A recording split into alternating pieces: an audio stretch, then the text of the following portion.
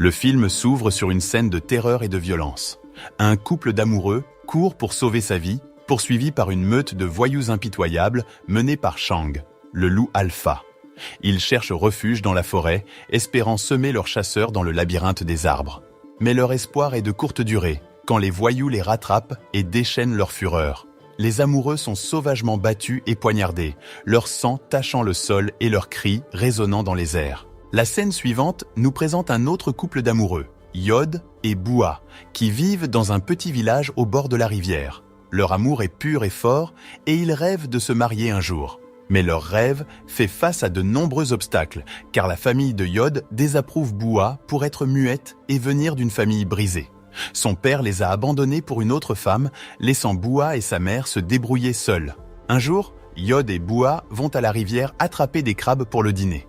Ils profitent de la compagnie l'un de l'autre, communiquant par gestes et sourires.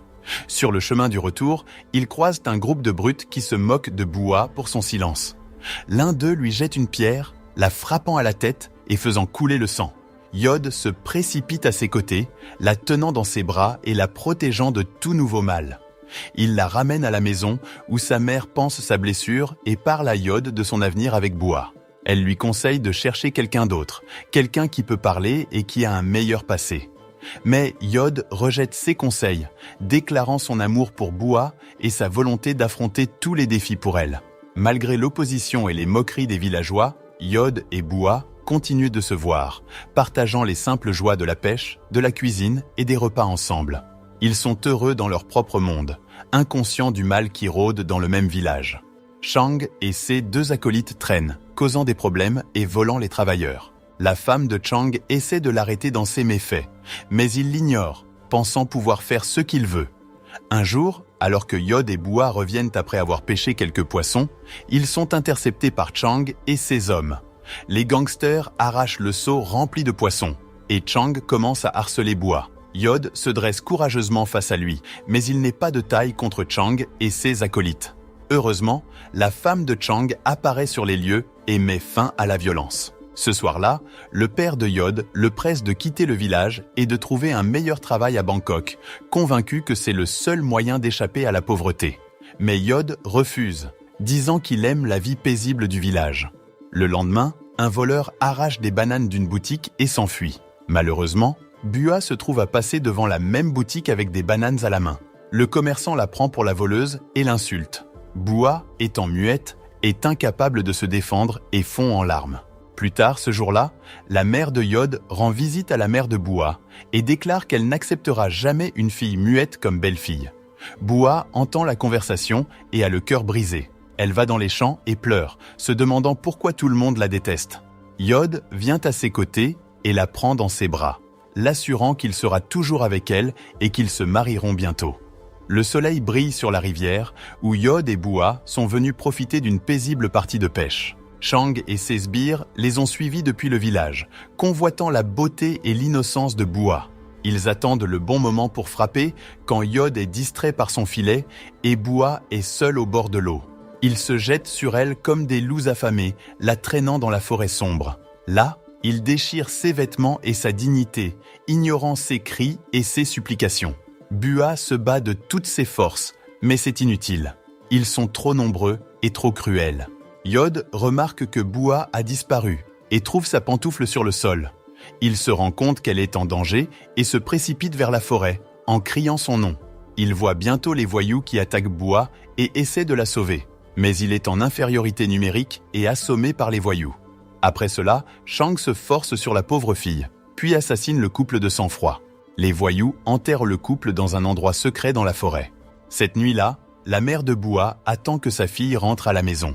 Mais quand elle ne la voit pas, elle va chez Yod, espérant qu'ils savent où elle est. Elle est choquée de découvrir que Yod a également disparu. Le soleil venait à peine de se lever lorsque deux groupes de parents angoissés partirent à la recherche de leurs agneaux perdus. Suivant la trace d'amour que Yod et Bua avaient laissée dans les champs, ils espéraient voir leur visage rayonnant. Pourtant, tout ce qu'ils découvrirent furent des fragments de leur fuite. Une écharpe, un chapeau, un collier cassé. À chaque pas qu'ils faisaient, leur cœur sombrait plus profondément dans le désespoir. Une âme charitable du village vint à eux avec une nouvelle solennelle. Il avait vu Chang pourchasser les jeunes amoureux la veille, les parents ressentirent une vague de peur et de colère. Ils choisirent de le confronter dans sa tanière, voulant obtenir des réponses. Mais Chang n'était pas d'humeur à parler. Il les accueillit avec un rictus et un fusil de chasse, les avertissant de rester à l'écart de son territoire. Il nia toute implication dans la disparition de Yod et Bua. Pourtant, ses yeux montraient un soupçon de culpabilité. Les parents n'eurent d'autre choix que de battre en retraite, se sentant impuissants et désespérés. Ne sachant plus à quel saint se vouer, les parents endeuillés allèrent au poste de police local pour signaler la disparition de leurs enfants, exprimant même leurs soupçons envers le gang de Chang. Cependant, la police exigea des preuves concrètes avant d'envisager la moindre suspicion.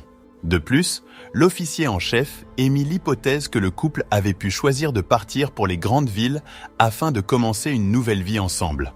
Dans la scène suivante, Lek, l'un des complices de Chang qui l'avait aidé à assassiner Yod et Bua, éprouve un énorme sentiment de culpabilité et de remords. Il retrouve Chang et Phet dans la forêt et déclare qu'il veut se rendre à la police. Chang, dans un accès de rage, menace de le tuer s'il le fait. Ils décident ensuite d'aller chasser dans la forêt, mais sont effrayés par le fantôme de Bua. Cette nuit-là, ils font la fête avec des filles, buvant et se droguant. Alors que Lek est en train d'uriner, il aperçoit une silhouette en blanc allongée sur le sol. En y regardant de plus près, il réalise que c'est Bua. Horrifié, il court prévenir ses amis et il rentre chez eux. Malheureusement, ils sont incapables de se reposer, car le fantôme de Bua continue à les hanter. Lek est particulièrement terrifié, car il voit le fantôme de Bua essayer de l'attaquer dans son lit. Il a tellement peur qu'il reste éveillé toute la nuit, tremblant de peur. Il sait qu'il doit réparer ses actions, et il ne peut pas le faire tout en vivant dans la peur. Il réalise qu'il doit affronter ses démons et défendre ce qui est juste. Il est déterminé à changer et à rétablir la situation. Cette épreuve cauchemardesque le prive de sommeil toute la nuit. Le matin, Lek se confie à Phet, partageant les expériences hantées qu'il a endurées. À sa grande surprise, Phet révèle qu'il a aussi rencontré des visions similaires. La culpabilité et le fait d'être hanté par les fantômes du couple décédé ont eu des conséquences sur les deux hommes. Lek suggère qu'ils devraient quitter le village et chercher du travail dans les grandes villes, mais Phet trouve cette idée irréaliste. Dans une tentative d'échapper à leur crime, ils partent chasser avec Chang dans la forêt. Mais Lek voit le fantôme de Bua plus clairement et s'enfuit. Malheureusement, il est frappé à la tête par une branche en bois et décède. Cette nuit-là, Phet est tourmenté par un terrible cauchemar et ne peut pas dormir. Il va dans la salle de bain pour se rafraîchir, mais est effrayé de trouver le fantôme de Yod. Craignant qu'il ne meure aussi, Phet visite un temple le lendemain matin et prie pour sa sécurité. Il retrouve ensuite Chang et tente de le convaincre d'avouer leur culpabilité aux villageois. Mais Chang est rempli de rage et commence à frapper Phet au visage. La culpabilité et la peur d'être découverts ont eu des conséquences sur les deux hommes, et ils ne savent pas quoi faire. Cette nuit-là, le sommeil de Chang est envahi par un cauchemar qui l'enchaîne à son matelas, où il fait face à la colère des fantômes de Yod et Bua, brandissant une hache ensanglantée. Le lendemain matin, Phet profite de son passe-temps favori, la pêche, près d'un ruisseau, lorsqu'une voix sinistre perce ses oreilles. Il scrute les environs, mais ne voit personne. Soudain, un violent jaillissement dans l'eau le fait sursauter. Terrorisé, Phet tente de fuir, mais il est saisi par derrière et immergé dans les profondeurs. Le père de Chang est tourmenté par la disparition de Lek et Phet, si bien qu'il implore son fils d'avouer ses péchés et le met en garde contre un destin similaire s'il ne le fait pas. Malgré cela, Chang nie tout remords, craignant d'être enfermé en prison. Ce qu'il ne sait pas, c'est que les âmes vengeresses de Yod et Bua planent près de lui. Une nuit, Chang se blottit contre sa femme dans le lit lorsqu'il entend un vacarme provenant de la cuisine. Il la pousse pour lui demander si elle l'a entendu aussi, mais elle le réprimande pour l'avoir dérangé et se rendort. Chang entend à nouveau le bruit.